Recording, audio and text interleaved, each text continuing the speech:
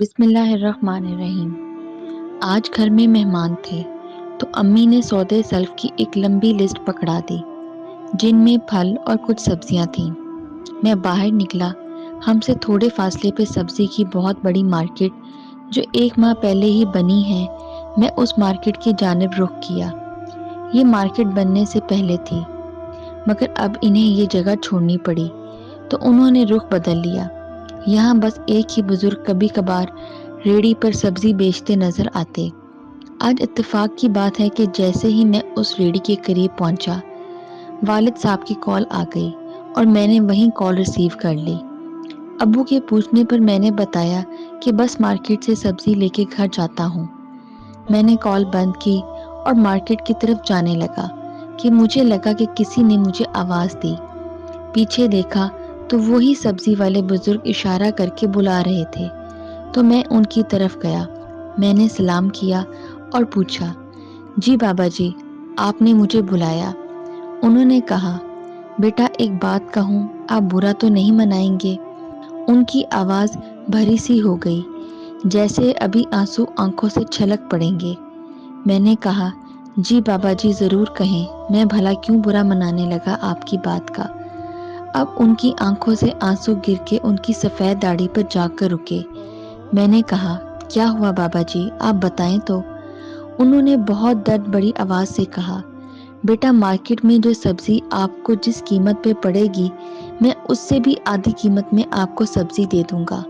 جس قیمت پہ لایا ہوں آپ اسی قیمت پہ لے جائیں، میں آپ سے 1 روپیہ بھی منافع نہیں لیتا۔ یہ کہتے کہتے وہ رو پڑے۔ یقین کریں میرا دل چاہا میں بھی وہیں رو دوں۔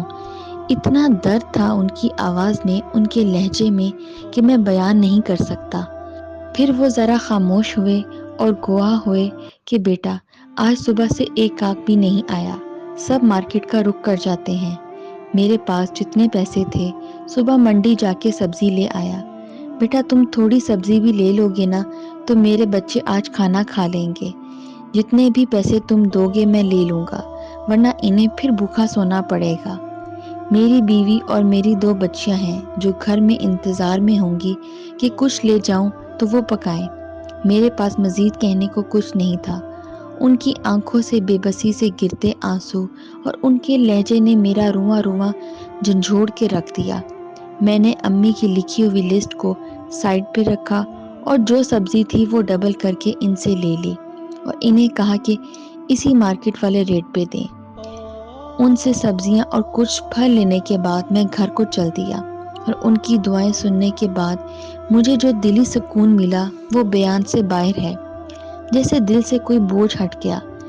میری آپ سب دوستوں سے دل سے یہ ریکویسٹ ہے کہ خدا را مارکیٹوں میں بیٹھے ہوئے اور بڑے بڑے سٹور مالکان کو تو اللہ نے ویسے ہی بہت دیا ہوا ہے، ان کے پاس کوئی کمی نہیں ہوتی، نہ روپے پیسے کی اور نہ ہی گاہکوں کی۔